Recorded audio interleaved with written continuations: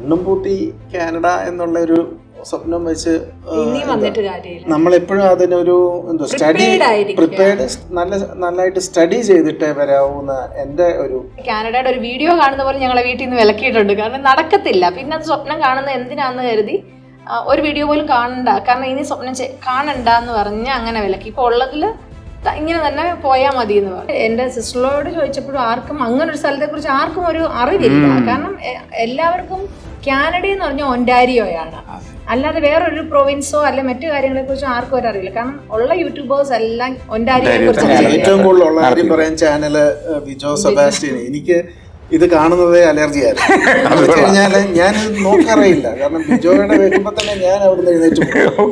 എന്താണല്ലോ ഒരു പഞ്ചായത്ത് മെമ്പറൊക്കെ ആയിട്ട് നടന്നിട്ട് ഒരാള് നാട്ടിൽ വിട്ടു പോകാന്ന് പറഞ്ഞ വലിയ കാര്യമല്ല, വിട്ടു പോകത്തില്ലല്ലോ.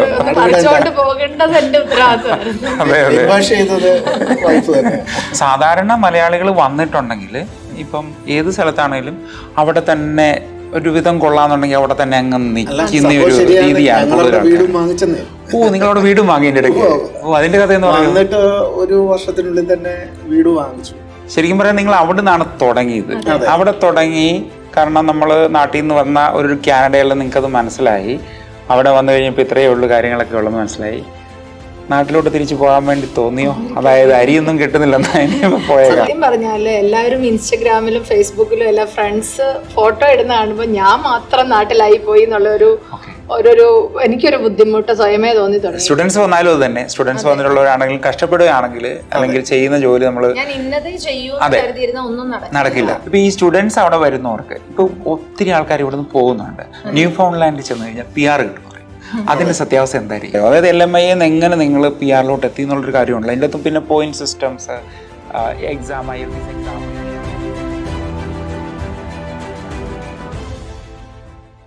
കാനഡയിൽ നിരവധി ഇമിഗ്രേഷൻ പ്രോഗ്രാമുകളുണ്ട്. അത് എക്സ്പ്രസ് എൻട്രിയുടെ കീഴിലുള്ളതുണ്ട്, പിന്നെ PNPs ഉണ്ട്. അതിലെ ഏറ്റവും പ്രധാനപ്പെട്ട ഒരു പ്രോഗ്രാമായിരുന്നു, അതായത് വളരെ പോപ്പുലർ ആയിട്ടുള്ളൊരു പ്രോഗ്രാമായിരുന്നു AIPP എന്ന് പറയുന്നത്. ഇപ്പോൾ അത് AIP എന്നറിയപ്പെടുന്നു. ഇതേപ്പറ്റി നിരവധി ആളുകൾ ചോദിക്കാറുണ്ടായിരുന്നു, പറയാറുണ്ടായിരുന്നു. പക്ഷേ ഞാൻ ആരെയും ആ പ്രോഗ്രാമിൽ വന്നവരെ നേരിട്ട് കണ്ടിട്ടില്ല. ഇപ്പോൾ നമുക്ക് 2 പേരെ ഇവിടെ കിട്ടിയിരിക്കുകയാണ്. ഇവർ NLൽ നിന്ന് വന്നിട്ടുള്ളവരാണ്.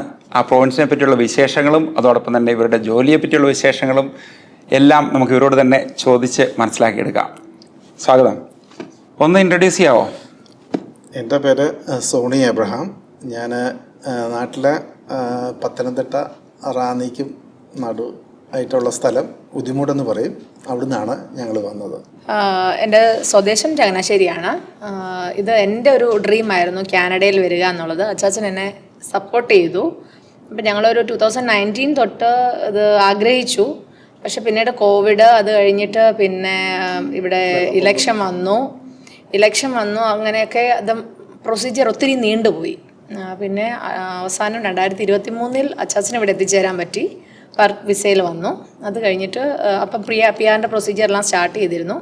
അത് കഴിഞ്ഞ് 6 മാസത്തിനുള്ളിൽ ഞങ്ങൾക്ക് PR ആയി. ഞങ്ങൾ ഫാമിലിയായിട്ട് ഇവിടെ എത്തിച്ചേർന്നു. ഓക്കെ. ആദ്യം എങ്ങനെയാണ് വന്നത് ഇവിടെ? ആ APP പ്രോഗ്രാമിൻ്റെ സമയത്താണോ അതോ AIP ആയ ശേഷമാണോ?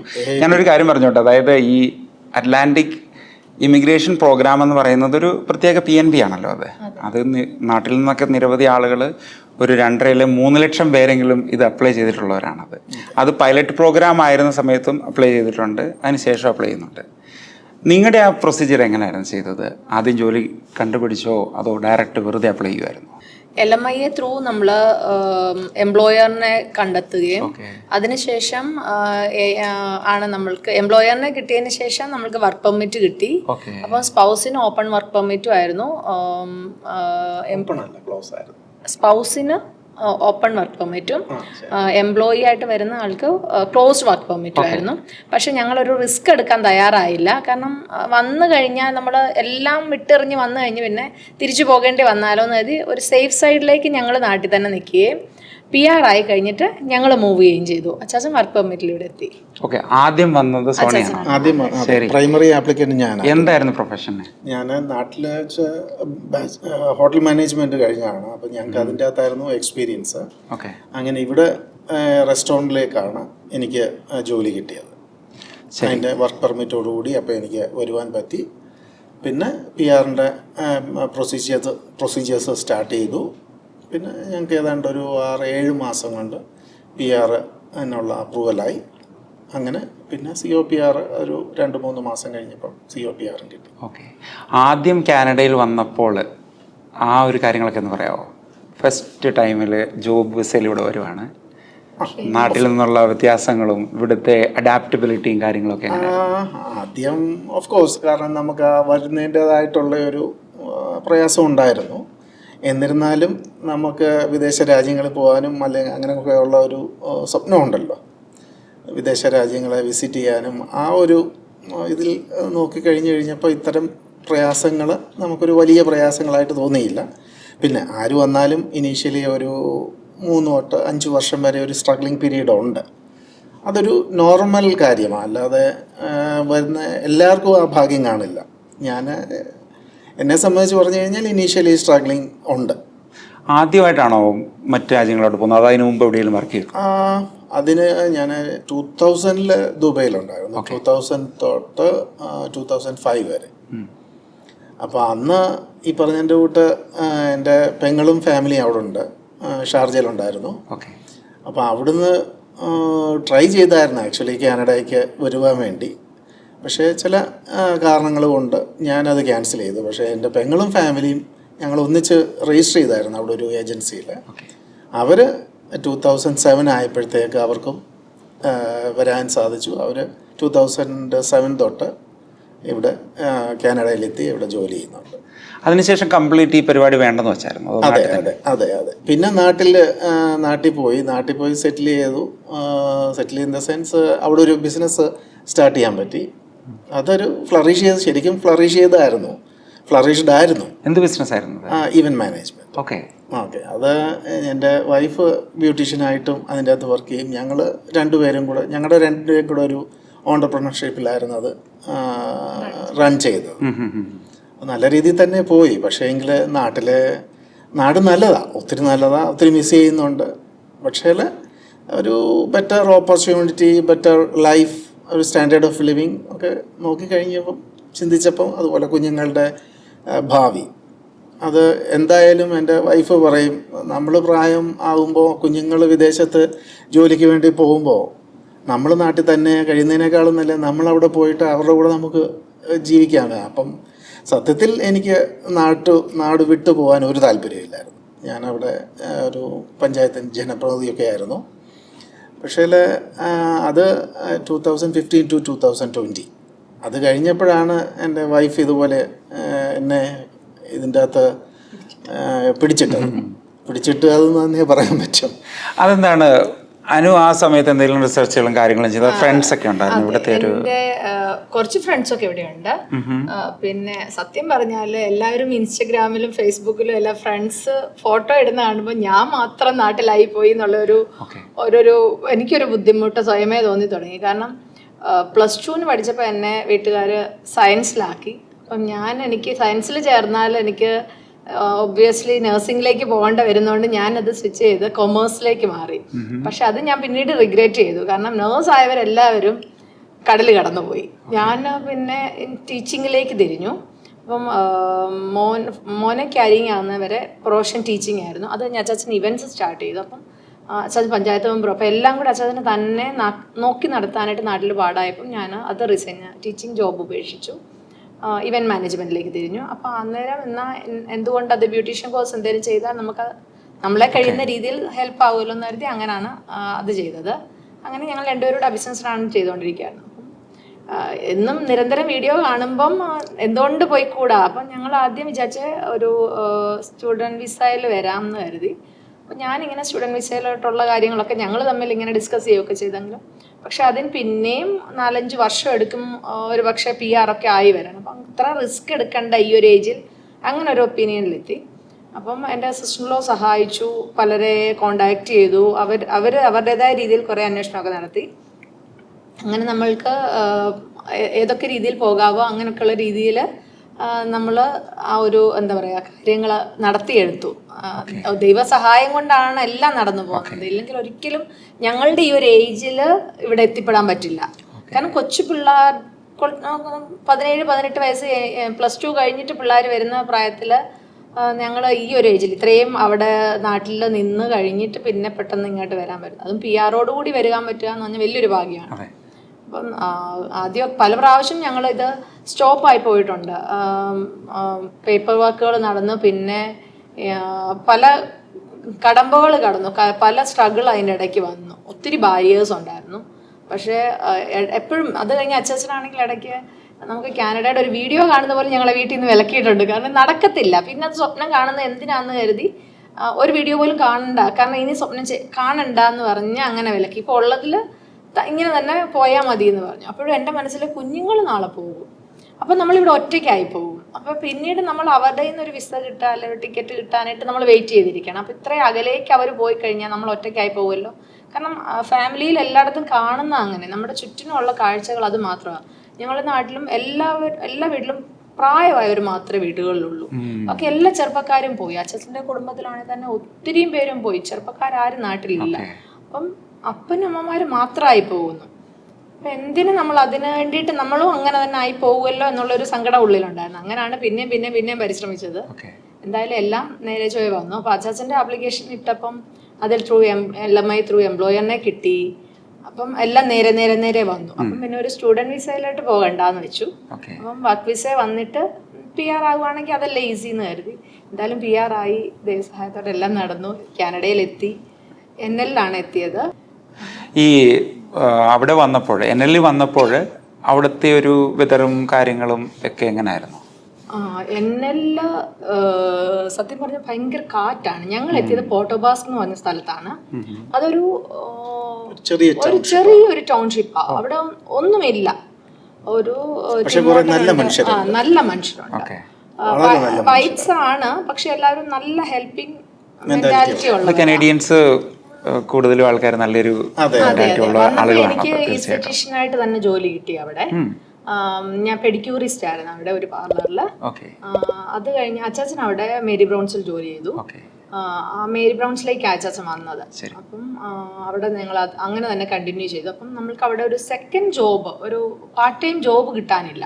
കാരണം അവിടെ ഒരു കമ്പനിയോ അങ്ങനെ ഒന്നും ഇല്ലാത്തതുകൊണ്ട് ഞങ്ങൾ 7 മാസത്തിന് മുമ്പ്, അതായത് നമ്മളൊരു ജനുവരിയിൽ അവിടുന്ന് മൂവ് ചെയ്ത് അതിന്റെ ക്യാപിറ്റൽ സിറ്റി സെന്റ് ജോൺസിലേക്ക് മൂവ് ചെയ്തു.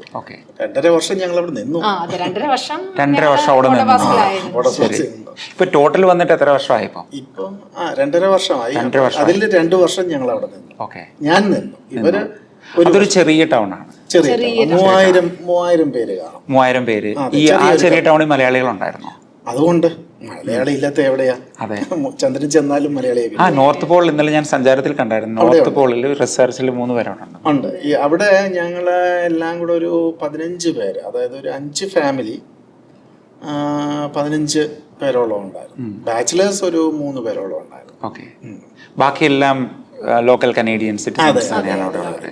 ഞങ്ങള് മലയാളീസ് ആയിരുന്നു ഏറ്റവും കൂടുതൽ. ഇപ്പൊ പക്ഷേ ഫിലിപ്പീൻ ആ കമ്മ്യൂണിറ്റി. നമ്മൾ ഇമിഗ്രൻസ് ചെല്ലുമ്പോഴേക്കും അവരുടെ ഒരു ഇപ്പൊ ടൊറന്റോയിലാണ്, അല്ലെങ്കിൽ ഒത്തിരി നെഗറ്റീവ് വീഡിയോസ് കാനഡയെ പറ്റി കാണുന്നതാണ് നമ്മൾ ഒത്തിരി പേര് കാണാറ്. നമ്മളധികം ചെയ്യാറില്ല കേട്ടോ. അപ്പൊ അതില് ആ ഒരു എക്സ്പീരിയൻസ് എങ്ങനെയാണ്? അവർ ഇമിഗ്രന്റ് വെൽക്കമിങ് ആണോ അവിടെ ആളുകൾ? 100%. വളരെ വളരെ അവര് സോഷ്യലാണ്, കെയറിങ് ആയിരുന്നു, ഭയങ്കര ഹെൽപ്ഫുള്ളും ആയിരുന്നു. കാരണം നമ്മളിപ്പോൾ അവിടെ കണ്ട ചില പ്രത്യേകത എന്ന് വെച്ച് കഴിഞ്ഞാൽ പരിചയമില്ലെങ്കിൽ പോലും good morning, have A great day, ഇതെല്ലാം പറയും. ശരിക്കും കനേഡിയൻ കൾച്ചർ പഠിക്കാൻ പറ്റിയ ഒരു സ്ഥലം തന്നെ. കൂടുതലും ഏജ്ഡ് ആയിട്ടുള്ള ആൾക്കാർ അവിടെ ഉള്ളത്. യങ്സ്റ്റേഴ്സിനെ നമുക്ക് കാണാനില്ല. മെയിൻലാൻഡ് അല്ലാതെ അതൊരു ഐലൻഡ് ആയതുകൊണ്ട്. ഈ സ്ഥലത്തിന്റെ പേരൊന്നോട് പറയാമോ? അല്ല, നമ്മൾ ആദ്യം ആ ലോക്കൽ സ്ഥലത്തിന് പോർട്ടോബാസ്. അവിടെ അവിടെ ഇന്റർനാഷണൽ സ്റ്റുഡൻസ് ഉണ്ടോ? നമ്മുടെ ഇപ്പൊ വന്നു തുടങ്ങി. PR കിട്ടാൻ വേണ്ടിയൊക്കെ അങ്ങോട്ട് മൂവ് ചെയ്യുന്നത് ഒത്തിരി പേര്. അല്ലാതെ കോളേജുകൾ അങ്ങനെയൊന്നുമില്ല. ശരി, ഉണ്ട്. ഇതുണ്ടല്ലോ CNA ഉണ്ട്, പക്ഷെ അത് കോളേജ് ഉണ്ട്. പിന്നെ അടുത്ത സ്റ്റെപ്പ് നിങ്ങൾ എടുത്തത് അവിടുന്ന് മറ്റൊരു സ്ഥലത്തോട്ട് പോവാണ്. അത് ഏത് സ്ഥലമാണ്? സെന്റ് ജോൺസിലോട്ടാണ്. അതായത് ഈ സെന്റ് ജോൺസ് എന്ന് പറയുന്നതാണ് ഈ ന്യൂ ഫൗണ്ട്ലാൻഡിന്റെ ക്യാപിറ്റൽ സിറ്റി. ഇത് കഥ പറയുമ്പോഴേക്കും ഞങ്ങളിപ്പം ഒണ്ടേരിയോയിലിരിക്കുന്നു, വീണ്ടും ഈസ്റ്റിലോട്ട് പോവാണ്. ക്യൂബക്ക് കഴിഞ്ഞ് മാനിറ്റോബ, അല്ല മാനിറ്റോബ അല്ല, നോവാസ്കോഷ്യ നോവാസ്കോഷ്യക്ക് ശേഷം ആണ് വരുന്നത്. അങ്ങേയറ്റത്തിൽ നിന്നു, അറ്റ്ലാന്റിക്കിന്റെ അങ്ങേയറ്റത്തിൽ എക്സ്ട്രീമാണ്. ഓക്കെ. അപ്പൊ അവിടെ എന്താണ് അങ്ങോട്ട് പോകാനുള്ള കാരണം? PR ഒക്കെ ആ സമയത്തിന് കിട്ടി? PR കിട്ടി. അനു ചെല്ലുന്നത് ഈ സ്ഥലത്തോട്ട് തന്നെയാണ് ചെല്ലുന്നത്. ഞാനും പോർട്ട് ബാസ്കിന് തന്നെയാണ്. ഈ പോർട്ട് ബാസ്കിൽ അവിടുന്ന് തന്നെ നിങ്ങൾക്ക് PR കിട്ടി. അതെ. ആ ഒരു കാര്യം കൂടെ പറയാം. അതായത് LMI എങ്ങനെ നിങ്ങൾ PR-ലോട്ട് എത്തി എന്നുള്ളൊരു കാര്യമുണ്ടല്ലോ. അതിൻ്റെ അകത്തും പിന്നെ point systems, exam, IELTS exam, ഇങ്ങനെയുള്ള കാര്യങ്ങളുണ്ടായിരുന്നു. അല്ല, നമ്മള് അവിടുന്ന് ഇങ്ങോട്ട് തിരിക്കുമ്പോൾ നമുക്കൊരു മിനിമം ഇത് IELTS-ന്റെ വേണമായിരുന്നു. ഓക്കെ. നമ്മൾ അത് നാട്ടിൽ നിന്നേ പാസ്സായിട്ടാണ് വന്നത്. ഓക്കെ. അപ്പം നമ്മളിവിടെ വരുമ്പം എൻ്റേത് ക്ലോസ് വർക്ക് പെർമിറ്റ് ആയിരുന്നു. ശരി. അതുകൊണ്ട് അവിടെ എനിക്ക് 1 വർഷം ഞാൻ 2 വർഷം ജോലി. മേരി ബ്രോൺസ് എന്ന് പറയുമ്പോൾ ഷെഫായിട്ടായിരിക്കും ഒരു പൊസിഷൻ, കുക്ക് എന്നുള്ളത് ട്രേഡാണ് വരുന്നത്, ഫെഡറൽ സ്കിൽഡ് ട്രേഡിൽ. അതെ. ഓക്കെ. അപ്പം ഞാൻ കുക്കായിട്ടും പാക്ക് ലൈനിലും വർക്ക് ചെയ്തിട്ടുണ്ട്. അപ്പം ആ ഒരു പോയിന്റ് മീറ്റ് ചെയ്താണ് PR കിട്ടിയത്. ഓക്കെ. അത് 1 വർഷം കൊണ്ട് PR കിട്ടിയോ അതോ 2 വർഷമായോ? ഞങ്ങൾക്ക് സത്യത്തിൽ 6 മാസം കൊണ്ട് കിട്ടി. പക്ഷെ പ്രൊസീജിയറിന് കുറെ സമയം എടുത്തു. അത് കുറെ പേപ്പർ വർക്കുകളും എല്ലാം, പേപ്പർ വർക്ക് ഭാഗങ്ങൾ മൊത്തം എവിടെയായിരുന്നു അല്ലേ? ഒരു ടീം വർക്ക് ആയിരുന്നു കാര്യമായിട്ട്. ഇത് ഇടയ്ക്ക് വെച്ച് സ്റ്റക്ക് ആയി പോകും, ഇടയ്ക്ക് വെച്ച് നിന്ന് പോകും. അപ്പം പിന്നെ അച്ചാച്ചൻ അതിൽ ഡിസപ്പോയിന്റഡ്. അച്ചാച്ചൻ പിന്നെ അത് ഫോളോ അപ്പ് ചെയ്യും. ഞാൻ പറഞ്ഞില്ലേ, ഇത്തരം കാര്യങ്ങളെല്ലാം അച്ചാച്ചൻ ഫോളോ അപ്പ് ചെയ്യത്തില്ലായിരുന്നു. കാരണം ഡിസപ്പോയിന്റഡ് ആയതുകൊണ്ട് പിന്നെ വേണ്ടാന്ന് വെച്ചു. കാരണം എന്റെ ഡ്രീം ആണല്ലോ, അതുകൊണ്ട് ഞാൻ അതിന്റെ പുറകെ പോയി. എനിക്ക് ലോകരാജ്യങ്ങൾ കാണണം, പക്ഷേ സെറ്റിൽ ചെയ്യുന്ന നാട്ടിൽ തന്നെ എന്നുള്ള ഒരു പഞ്ചായത്ത് മെമ്പറൊക്കെ ആയിട്ട് നടന്നിട്ട് ഒരാള് നാട്ടിൽ വിട്ടു പോകാന്ന് പറഞ്ഞ വലിയ കാര്യമല്ല. വിട്ടു പോകത്തില്ലല്ലോ. പഠിച്ചോണ്ട് പോകേണ്ടത് എന്റെ ഉത്തരവാദിത്വമായിരുന്നു. ഓക്കെ. നമുക്കത് കഴിഞ്ഞ് PR കിട്ടി. ഈ PR കിട്ടിയ ശേഷമല്ലേ നിങ്ങളുടെ അതും, അതായത് 2 പേർക്കും ഓപ്പൺ സ്പൗസൽ വർക്ക് പെർമിറ്റ് കിട്ടിയിട്ടുണ്ടായിരുന്നു? അതെ. അനുവിന് ആ സമയത്ത് ഓപ്പൺ വർക്ക് പെർമിറ്റ് ഉണ്ടായിരുന്നു. അതിലോട്ടുള്ള ട്രാൻസിഷൻ എങ്ങനെയായിരുന്നു? PR ആദ്യം ആൾക്ക് കിട്ടിയ ശേഷമാണോ PR ആപ്ലിക്കേഷൻ ഇട്ടത്? ഒരുമിച്ച് PR ആപ്ലിക്കേഷൻ പോയത്.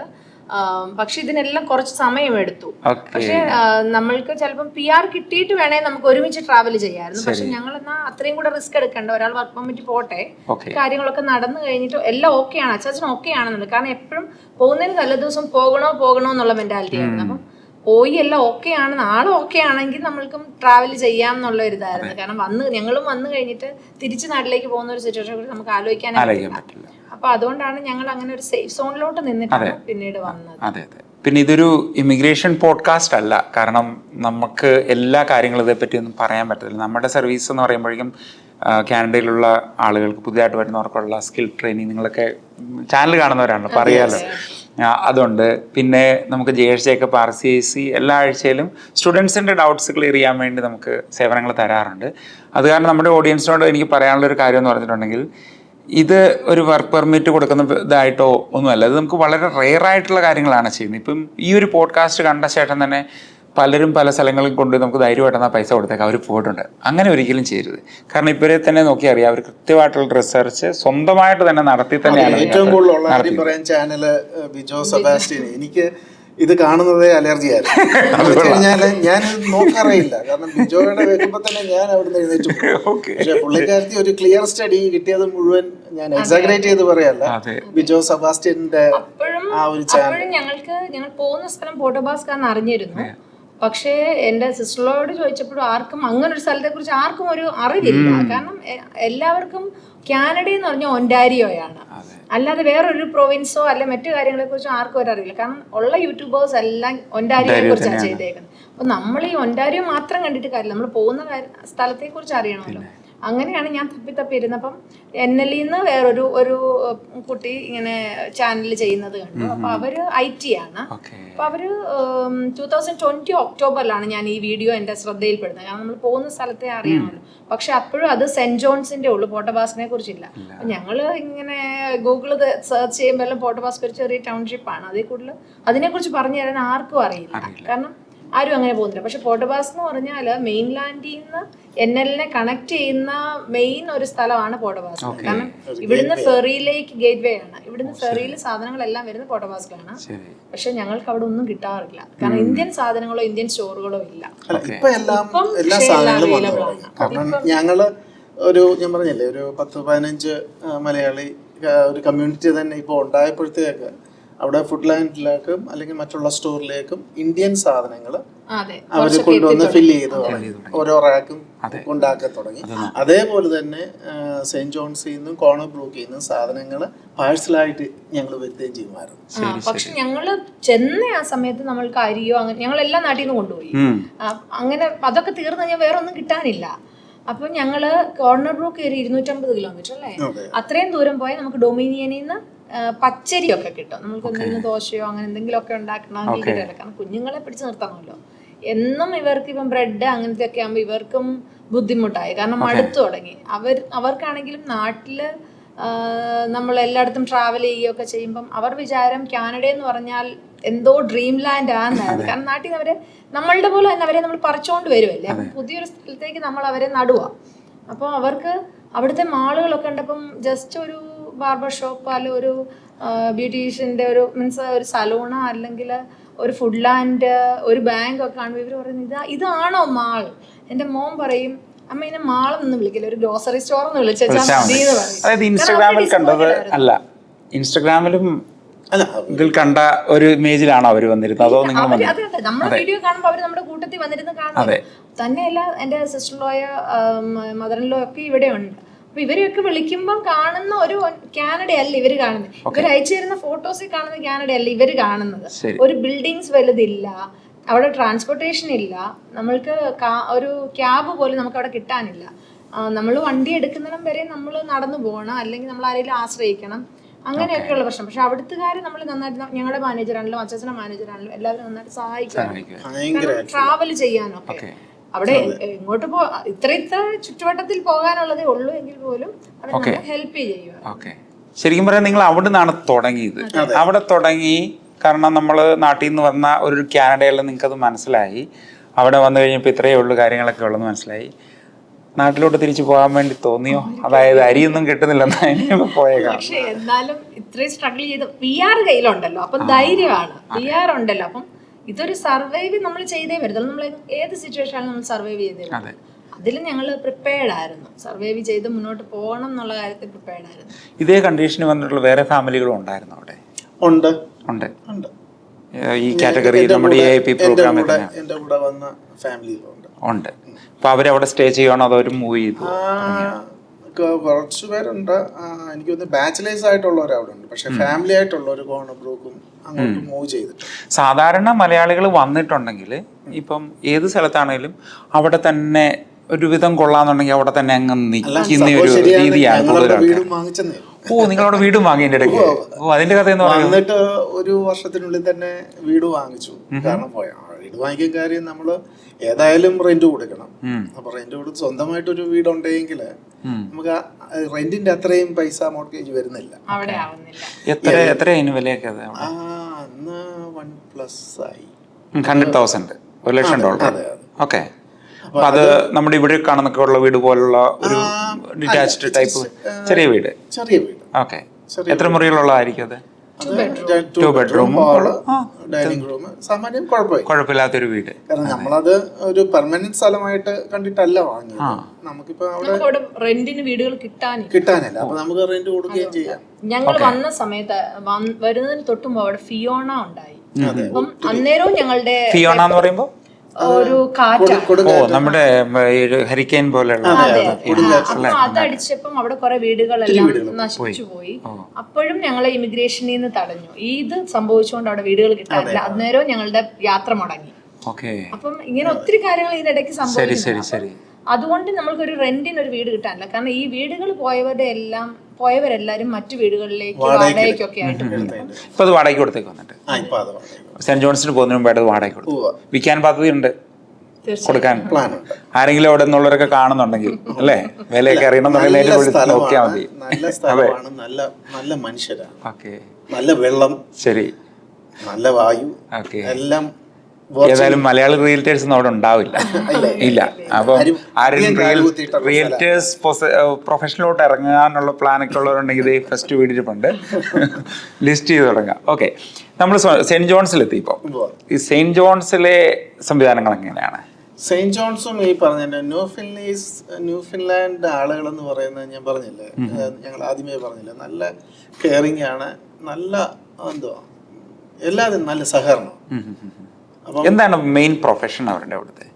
ഫിഷിംഗ് ഒക്കെ മെയിൻ ഇത് ഫിഷിംഗ് ആണ്. പിന്നെ അവിടെ പോർട്ടുണ്ട്, പിന്നെ ഒരു ടൂറിസം പ്ലേസ് ആണ്. കാരണം നല്ല ബ്യൂട്ടിഫുൾ സ്ഥലമാണ്. മറ്റുള്ള സ്ഥലങ്ങളെ അപേക്ഷിച്ച് നോക്കുകയാണെങ്കിൽ ന്യൂഫിൻലാൻഡ് ആൻഡ് ലാബ്രഡോർ നല്ല ബ്യൂട്ടിഫുൾ സ്ഥലമാണ്. ജോലി സാധ്യതകൾ നോക്കുമ്പോൾ ജോലി സാധ്യതകൾ എവിടെ പോയാലും നമുക്ക് ജോലി കിട്ടും, മനസ്സുണ്ടെങ്കിൽ കിട്ടും. കഷ്ടപ്പെടാൻ തയ്യാറാണെങ്കിൽ അതെ. പിന്നെ ഈ പറഞ്ഞ ഇന്ന ജോലിയെ കിട്ടൂ എന്ന് പറഞ്ഞിരിക്കുക. ഇപ്പം വളരെ എഡ്യൂക്കേറ്റഡ് ആയിട്ടുള്ളവരും സ്റ്റാർട്ടിങ് വരുമ്പോൾ നമ്മൾ റെസ്റ്റോറൻറ്റിൽ കിട്ടുകയാണെങ്കിൽ അവിടെ കയറുക. ഇനിയും ഏത് ജോലിയാണെങ്കിലും അവിടെ എന്ത് കിട്ടുന്നോ അത് ആദ്യം കയറി, പിന്നെ നമുക്ക് ആണെങ്കിൽ നമ്മുടെ ക്വാളിഫിക്കേഷൻ അനുസരിച്ചുള്ള ജോലികൾ നമുക്ക് അവിടെ നിന്നുകൊണ്ട് തപ്പിപ്പിടിക്കാം. അല്ലെങ്കിൽ സർവൈവൽ എത്തുക എന്നുള്ളതാണല്ലോ ഒരു മെയിൻ കാര്യം. അതൊരു പറയാനുള്ള ഒരു കാര്യം എന്ന് പറഞ്ഞിട്ടുണ്ട്. നമ്മൾ ഈ വീഡിയോ കണ്ടു കഴിയുമ്പോൾ ഓർക്കും, നിങ്ങൾ വിസിറ്റിൽ ഇങ്ങോട്ട് വന്ന ശേഷം ഒരു ജോലി കിട്ടുക എന്ന് പറഞ്ഞാൽ എളുപ്പമുള്ള കാര്യമല്ല. അതിനോട് നമ്മൾ അഡ്വൈസ് ചെയ്യില്ല. ഇല്ല, അതൊരിക്കലും ഞങ്ങൾ ചെയ്യുന്നില്ല. കാരണം ഒത്തിരി പേര് ഇവിടെ വന്നു പോകുന്നു കണ്ടിട്ടുണ്ട്. നമ്മളൊരു ഇന്റർവ്യൂവിന് പോകുമ്പോഴാണേലോ അല്ലെങ്കിൽ നമ്മളൊരു ജോബിനെ കുറിച്ച് അന്വേഷിക്കുമ്പോഴേ അവർ ചോദിക്കും, നിങ്ങൾ പെർമനന്റ് റെസിഡന്റ് ആണോ? അത് ചോദിക്കാറുണ്ട്. കാരണം അല്ലാത്ത ഒരാളെ എടുക്കാൻ അവർ റിസ്ക് എടുക്കാൻ തയ്യാറല്ല. അവിടെ പോലും അങ്ങനെയല്ല.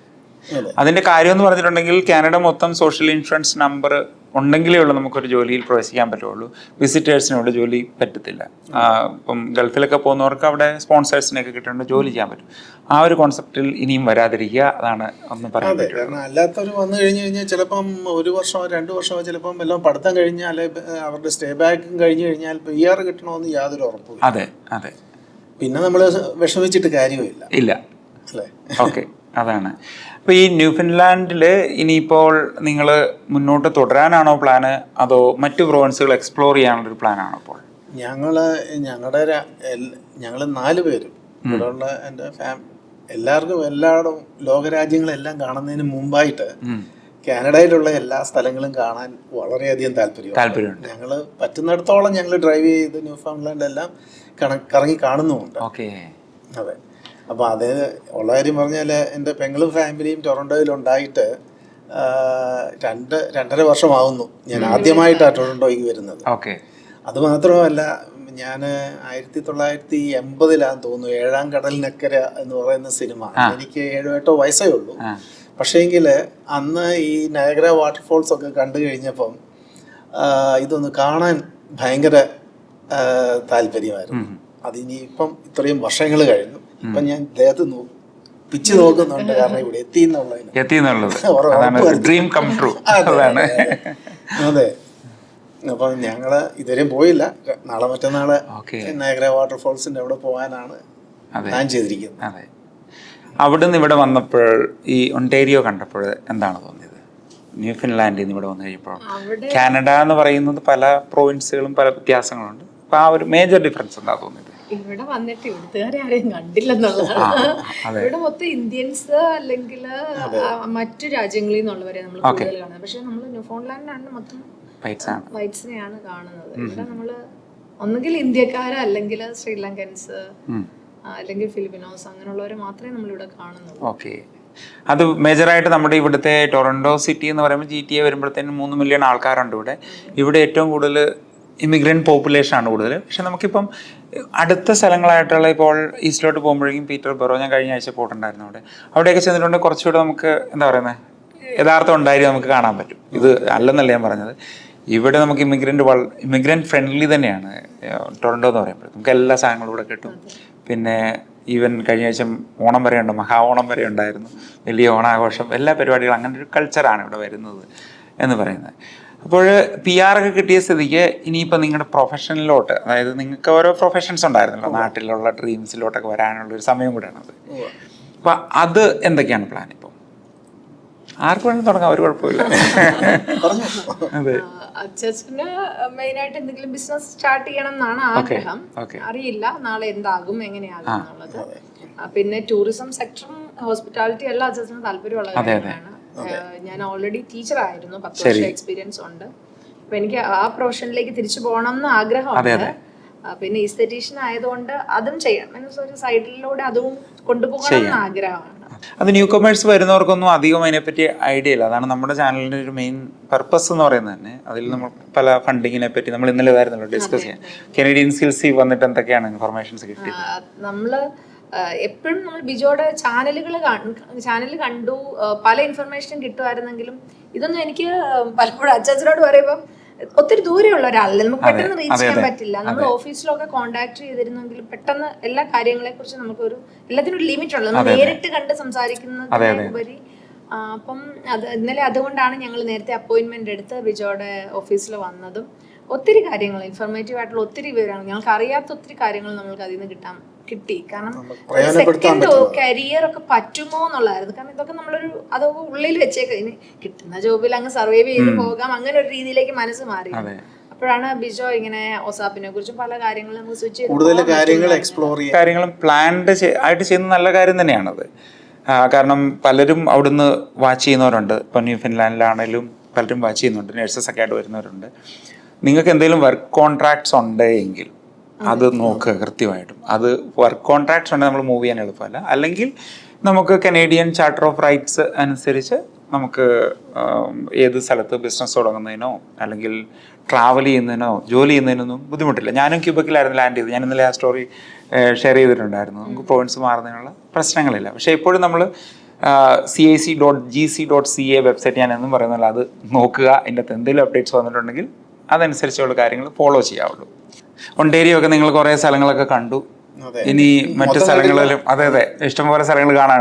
ഒണ്ടേരിയോ അതുപോലെ വലിയൊരു പ്രോവിൻസ് ആണ്. കാനഡ തന്നെ പറയുമ്പോഴത്തേനും ഈവൻ ടൈം ഡിഫറൻസ് പോലും അവിടെ എത്രയുണ്ട് നിങ്ങൾക്ക് ടൈം ഡിഫറൻസ്? 1.5 മണിക്കൂർ മുമ്പിലാണ്. ഞാൻ ബ്രിട്ടീഷ് കൊളംബിയ പോയി കഴിഞ്ഞപ്പോഴത്തേനും 3 മണിക്കൂർ ഡിഫറൻസാണ്. ആൽബർട്ട വന്നു കഴിഞ്ഞപ്പോഴും 2 മണിക്കൂർ.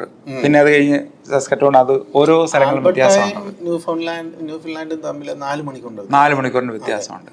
അതാണ് അത്രയും വ്യത്യാസങ്ങളും പിന്നെ അതോടൊപ്പം തന്നെ പല പല കൾച്ചറുകളും ഉള്ള രാജ്യമാണ് കാനഡ എന്ന് പറയുന്നത്. തീർച്ചയായിട്ടും നിങ്ങൾക്കൊരു നല്ല ലൈഫ്, അതായത് ഇനീഷ്യൽ സ്ട്രഗിൾ എന്ന് പറയുന്നത്, ഞാനും വന്നിട്ട് ഒത്തിരി കാലമൊന്നും ആയില്ലോട്ടെ, 7 വർഷം ആകുന്നേ ഉള്ളൂ. എല്ലാവരും എൻ്റെ സീനിയേഴ്സ് ആയിട്ടുള്ള എല്ലാവരും ഇവിടെ പറയുന്നത് ഒരു 5 വർഷം നമുക്ക് സമയം എടുക്കുമെന്ന് സെറ്റ് ആകണമെങ്കിൽ. അതിന് സ്റ്റുഡൻസ് വന്നാലും അത് തന്നെ, സ്റ്റുഡൻസ് വന്നിട്ടുള്ളവരാണെങ്കിൽ കഷ്ടപ്പെടുകയാണെങ്കിൽ അല്ലെങ്കിൽ ചെയ്യുന്ന ജോലി നമ്മൾ നടക്കില്ല. അത് ചെയ്യുകയാണെങ്കിൽ അവിടെ സമ്മറിൽ ഞങ്ങളാണെങ്കിൽ ഒരു ചെറിയ ഫുഡീസ് ഹബ് എന്ന് പറഞ്ഞുകൊണ്ട് ഒരു ചെറിയൊരു അവിടെ ഒരു അവിടുത്തെ ടൗൺ നമ്മളെ ഹെൽപ്പ് ചെയ്തതാണ്. ഒരു സമ്മർ സമ്മറിൽ എന്തായിരുന്നു സമ്മർ ഫെസ്റ്റ് ഉണ്ട്. അപ്പൊ ഞങ്ങള് ഫുഡീസ് ഹബ് എന്ന് പറഞ്ഞ പേരിട്ട് ഒരു outlet, butter chicken, fried rice, നമ്മുടെ ദോശ, ഇതൊക്കെ കൊടുക്കും. അപ്പൊ നിങ്ങളുടെ സംരംഭക സ്വപ്നങ്ങള് ചെറുതായിട്ട് സ്പ്രൗട്ട് ചെയ്ത് തുടങ്ങി. ഇതൊക്കെ നമ്മള് ഇന്ത്യൻ കൾച്ചർ അല്ലെ, നമ്മുടെ ഫുഡൊക്കെ ഒന്ന് എക്സ്പ്ലോർ ചെയ്യാൻ ശ്രമിക്കുമ്പോൾ അവിടുത്തെ നമ്മളെ അതിനൊക്കെ സഹായിക്കുന്നുണ്ട്, നന്നായിട്ട് പ്രൊമോട്ട് ചെയ്യുന്നുണ്ട്. ഞങ്ങൾ കനേഡിയൻ സ്കിൽസിന് ഒരു വിഭാഗം തന്നെയാണ് നമ്മളിപ്പോഴും ബിസിനസ്സുകളെ സപ്പോർട്ട് ചെയ്യുന്നതിന് വേണ്ടി. ഒണ്ടേരിയോയിലാണെങ്കിൽ ഒത്തിരി സാധ്യതകളുണ്ട്, എല്ലാ പ്രോവിൻസുകളിലും അതുപോലെ സാധ്യതകളുണ്ട്. ഇപ്പം ഈ സ്റ്റുഡൻസ് അവിടെ വരുന്നവർക്ക് ഇപ്പം ഒത്തിരി ആൾക്കാർ ഇവിടെ നിന്ന് പോകുന്നുണ്ട്. ന്യൂ ഫൗണ്ട്ലാൻഡിൽ ചെന്ന് കഴിഞ്ഞാൽ PR കിട്ടും പറയും. അതിന്റെ സത്യാവസ്ഥ എന്തായിരിക്കും? അവരെ PR സപ്പോർട്ട് ചെയ്യുന്നുണ്ട് എംപ്ലോയേഴ്സ് എല്ലാവരും? സപ്പോർട്ട് ചെയ്യുന്നവരും ഉണ്ട്. കുറെ നാൾ ഇവിടെ ജോലി ചെയ്യിപ്പിച്ചിട്ട് അവരെ പറഞ്ഞു വിടുന്നതും ഉണ്ട്. ഇതും സംഭവിക്കുന്നുണ്ട്. പേപ്പർ കൊടുക്കുന്നില്ല. ഇല്ല ആദ്യമൊക്കെ പറയും ഇങ്ങനെ ഉണ്ട്, ഇത് PR-ന് സപ്പോർട്ട് ചെയ്യാമെന്നൊക്കെ പറയും. പക്ഷെ പിന്നെ ഒരു വർഷം കഴിഞ്ഞ് കഴിയുമ്പം എന്തെങ്കിലും ഒരു കാരണം വെച്ചിട്ട് ഇവരെ അവിടുന്ന്. പിന്നെ സ്റ്റുഡൻസ് ആണെങ്കിൽ ഇവിടെ അവർ വർക്ക് പെർമിറ്റിനൊക്കെ കാലാവധി കഴിയാറ് 7-8 മാസം ഉള്ളപ്പോൾ ഉടനെ അങ്ങോട്ട് മൂവ് ചെയ്തു. അതൊന്നും നടപ്പില്ല. പലരും അങ്ങനെ ജോലി കിട്ടാതെ, കാരണം ഒരു 6 മാസമെങ്കിലും വർക്ക് പെർമിറ്റ് ഇല്ലാത്തവർക്ക് ഒരു ഡിഷ് വാഷിംഗ് പോലും ആരും കൊടുക്കില്ല. പക്ഷെ ഇവിടെ പിന്നെ പിള്ളേർ അങ്ങോട്ട് വരികയാണ്. അത് വളരെ കൃത്യമായിട്ട് പ്ലാൻ ചെയ്യേണ്ട ഒരു കാര്യമായിട്ടാണ്. അതാണ് ഞാനിപ്പോൾ പറഞ്ഞത്. കാരണം നമ്മുടെ സബ്സ്ക്രൈബേഴ്സ് ആയിട്ടുള്ള ആൾക്കാർ കൂടുതലും പേരൻസാണ്. നമ്മുടെ ഇന്റർനാഷണൽ സ്റ്റുഡൻസിൻ്റെ പേരൻസ് വാച്ച് ചെയ്യുന്നുണ്ട്, പിന്നെ സ്റ്റുഡൻസും വാച്ച് ചെയ്യുന്നവരുണ്ട്. അപ്പം എനിക്ക് തോന്നുന്നത് ഒരു 2 വർഷത്തെ പഠനത്തിന് ശേഷം അവർക്ക് 3 വർഷം ഇത് കിട്ടുന്നുണ്ട്. അതിന് മുമ്പേ തന്നെ കുറച്ച് കണക്ഷൻസ് ഉണ്ടാക്കുക. മലയാളി അസോസിയേഷൻ ഒക്കെ അവിടെ ഉണ്ട്. അതെ, എത്ര ഫാമിലി കാണും അവർക്ക് ഇവിടെ? 500+ അത്രയൊക്കെ ഉണ്ട് ആൾക്കാർ. പല അത് കുറച്ച് പേര് രജിസ്റ്റർ ചെയ്യാത്തവരുണ്ട്, രജിസ്റ്റർ ചെയ്തവരുണ്ട്. പല അവര് ഒത്തിരി അതിൽ ഒത്തിരി കാര്യങ്ങൾ അവർ ചെയ്യുന്നുണ്ട്. അപ്പോൾ അവിടെയൊക്കെ കോണ്ടാക്ട് ചെയ്യുക, അല്ലെങ്കിൽ നിങ്ങളുടെ ഫ്രണ്ട്സ് ഉണ്ടെങ്കിൽ അവരോട് ചോദിക്കുക. അല്ലാതെ ഒരാൾ പോയെന്ന് പറഞ്ഞാൽ അതിൻ്റെ പുറകെ നമ്മൾ ബാഗ് എടുത്ത് പോയിട്ട് കാര്യമില്ല. പോയ ആളുടെ കണക്ഷൻ വേറെ ആയിരിക്കും. അതാണ് അതിൻ്റെ അകത്ത്. അപ്പോൾ അത് മനസ്സിലാക്കി മാത്രമേ ഉള്ളൂ ചെയ്യാവുള്ളൂ. PR നൊക്കെ സപ്പോർട്ട് ചെയ്യുന്ന കാര്യങ്ങളൊക്കെ ആണെങ്കിൽ സ്ട്രഗിൾ ചെയ്യുന്നുണ്ട്. കാരണം ഞാനിപ്പോൾ ഒരു ഇന്ത്യൻ റെസ്റ്റോറൻറ്റിലാണ് വർക്ക് ചെയ്യുന്നത്. അപ്പോൾ അവിടെ വരുമ്പം തീർച്ചയായിട്ടും കുട്ടികളൊക്കെ നമ്മുടെ ഫുഡൊക്കെ കഴിക്കാനായിട്ട് വരുമ്പോൾ നമ്മൾ പരിചയപ്പെടും തീർച്ചയായിട്ടും. അപ്പോൾ അവർ സ്ട്രഗിൾ ചെയ്യുന്നതിനെ കുറിച്ച് നമ്മൾ ഓൾറെഡി സ്ട്രഗിൾ ചെയ്തുകൊണ്ടിരിക്കുന്നവരായതുകൊണ്ട് നമുക്കത് വേഗം മനസ്സിലാകും. കാരണം നമുക്ക് PR എന്ന് പറഞ്ഞാൽ നമ്മുടെ ഒരു വലിയ ഒരു ബാരിയർ അല്ല, അത് കഴിഞ്ഞ് കിട്ടിയതല്ല. അപ്പൊ അത് കിട്ടാനായിട്ടാണ് ഇവർ പലയിടത്തോട്ട് ഓടി നടക്കുന്നത്. അപ്പൊ അതൊക്കെ കാണാൻ നമുക്ക് ശരിക്കും സങ്കടം വരും. പക്ഷെ നമുക്കൊന്നും പറയാൻ പറ്റില്ല. പറഞ്ഞാൽ അവർക്ക് അതേ രീതിയിൽ ഉൾക്കൊള്ളില്ല. അതിൻ്റെ ഒരു പ്രധാന കാര്യം എന്ന് പറയുന്നത് പിയർ ഇൻഫ്ലുവൻസിന്റെ ഒരു പ്രായമാണല്ലോ. അവരാ ടീനാണ് അല്ലെ യൂത്താണ്. അപ്പോൾ അവർ പറയുന്നതേ ഉള്ളൂ, കേട്ട് പോകുന്നുള്ളൂ. പക്ഷേ ഇപ്പോൾ ഇങ്ങനെയുള്ള റിയൽ ആയിട്ടുള്ള അഡ്വൈസ് കേൾക്കുമ്പോൾ നിങ്ങൾ പേരൻസ് തന്നെ പറഞ്ഞു കൊടുത്തേക്ക് അവരോട് ഇതാണ് കാര്യങ്ങൾ. എന്തെങ്കിലും കോൺടാക്റ്റുകൾക്കൊക്കെ ഉണ്ടെങ്കിൽ തീർച്ചയായിട്ടും എനിക്ക് ഇമെയിൽ അയച്ചാൽ മതി, ഞാൻ ഇവരെയും കണക്ട് ചെയ്തേക്കാം ഇമെയിലിൽ. നമുക്ക് എന്തെങ്കിലുമൊക്കെ കാര്യങ്ങൾ അങ്ങനെ ഹെൽപ്പ് ചെയ്യാൻ പറ്റുന്നുണ്ടെങ്കിൽ നമുക്ക് നോക്കാം. തീർച്ചയായും. ഓക്കെ, അപ്പോൾ വന്നതിലും കണ്ടതിലും വളരെ സന്തോഷം. അപ്പോൾ വീണ്ടും സ്ഥലങ്ങളൊക്കെ കാണുക. മൂവ് ചെയ്യാൻ പ്ലാനൊക്കെ ഉണ്ടെങ്കിൽ നല്ല റിസർച്ചുകളൊക്കെ ചെയ്ത് ഇങ്ങോട്ട് വന്നു കഴിയുമ്പോഴത്തേനും കനേഡിയൻ സ്കിൽസിൽ നിന്ന് ഞങ്ങൾക്ക് ഹെൽപ്പ് ചെയ്യാന്നുള്ള കാര്യങ്ങളൊക്കെ തീർച്ചയായിട്ടും നിങ്ങൾ ഹെൽപ്പ് ചെയ്യുന്ന കമേഴ്സ് ആയിട്ടുള്ളത്. അതെ, പിന്നെ ഇവർക്ക് വളരെ ലവിങ് ആയിട്ടുള്ള സിസ്റ്ററും അളിയനൊക്കെ ഇവിടെ ഉണ്ട്. വളരെ അവരാണ് എല്ലാവരും കൊണ്ട് നടക്കുന്നവരെയൊക്കെ. അതെ അതെ. ഓക്കെ, എന്തെങ്കിലും നമ്മുടെ സബ്സ്ക്രൈബേഴ്സിനോടൊക്കെ പറയാനുണ്ടോ നിങ്ങൾക്ക്? എന്താണ് പറഞ്ഞു കാഷ്വലായിട്ട്? കണ്ണും പൂട്ടി കാനഡ എന്നുള്ള ഒരു സ്വപ്നം വെച്ച് ഇനിയും വന്നിട്ട് കാര്യമുണ്ടോ എന്ന് ചോദിച്ചാൽ, നമ്മളിപ്പോൾ റൂൾസ് ആൻഡ് റെഗുലേഷൻസ് മാറുന്നതനുസരിച്ച് നമ്മളെപ്പോഴും അതിനൊരു പ്രിപ്പയർഡ് നല്ലതായിട്ട് സ്റ്റഡി ചെയ്തിട്ടേ വരാവുന്ന എൻ്റെ ഒരു അഭിപ്രായം. കാരണം എന്താണെന്ന് ചോദിച്ചു കഴിഞ്ഞാൽ, പലപ്പോഴും അവിടുന്ന് വന്നിട്ട് ഇപ്പോഴത്തെ ആ റൂൾസ് മാറിയതോടുകൂടി ഒത്തിരി പേര് ഇപ്പം തിരിച്ചു പോകുന്ന ഒരവസ്ഥയാണ്. നമ്മൾ കാനഡയിൽ മാത്രം വന്ന് കണ്ടു മാത്രമല്ലല്ലോ നമ്മുടെ നമുക്ക് സെറ്റിൽ ചെയ്യണമെന്നുള്ള ഒരു താല്പര്യം ഉണ്ടെങ്കിൽ നമ്മളതിനെപ്പറ്റി ശരിക്കും ഒരു നല്ല പഠനം തന്നെ നടത്തിയിട്ട് ഇറങ്ങിത്തിരിക്കുന്നത്. പൈസ മുടക്കുന്നത് മാത്രമല്ല കാര്യം, ആണോ? അല്ല, ഇവിടെ എത്തുന്നത് മാത്രമല്ല കാര്യം. അപ്പോൾ ഇവിടെ PR സപ്പോർട്ടീവായിട്ടുള്ള എവിടെയാണ് കിട്ടുന്നത് അതനുസരിച്ച് അങ്ങനെയുള്ള ഒരു നല്ലൊരു പഠനം നടത്തിയിട്ട് വരണം എന്നുള്ളതാണ് എൻ്റെ അഭിപ്രായം. അതുപോലെ ഈ കുട്ടികൾക്ക് എന്തെങ്കിലും PR കിട്ടാതെ അവർ തിരികെ വരുവാണെങ്കിൽ 2 കൈ നീട്ടി തന്നെ അവരെ സ്വീകരിക്കണം. കാരണം തിരിച്ചു പോയാൽ എന്താകുമെന്ന് പേടിച്ച് അവർ പിന്നെ ഇവിടെ നടക്കുന്നതും അവരുടെ ഒരു കുറ്റം അല്ല അത്. അവിടുത്തെ ലോ ചിലപ്പം മാറിയതായിരിക്കാം, അല്ലെ ചിലപ്പം ബാഡ് ലക്ക് കൊണ്ട് അവർക്ക് കിട്ടാതായതായിരിക്കും. പക്ഷെ അവർ 2 കൈ നീട്ടി തന്നെ സ്വീകരിക്കണം. കാരണം അവർ ഭയങ്കര സ്ട്രഗിളിലാണ്. മാനസിക സമ്മർദ്ദം ഭയങ്കരമാണ്. നമുക്കത് കാണുമ്പോൾ മനസ്സിലാവും. ഭയങ്കര ടെൻഷനിലാണ് കുട്ടികൾ പലരും. കാരണം PR കിട്ടിയില്ലെങ്കിൽ എങ്ങനെ നാട്ടിലേക്ക് പോകും, എങ്ങനെ മീറ്റ് ചെയ്യും, എങ്ങനെ ഈ ലോൺ ഫേസ് ചെയ്യും.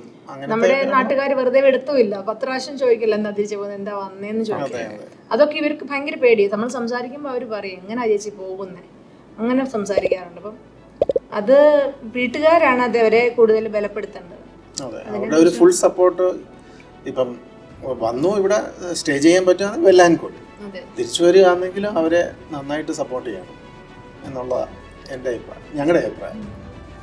Thank you so much. Okay, thank you so much. Thank you.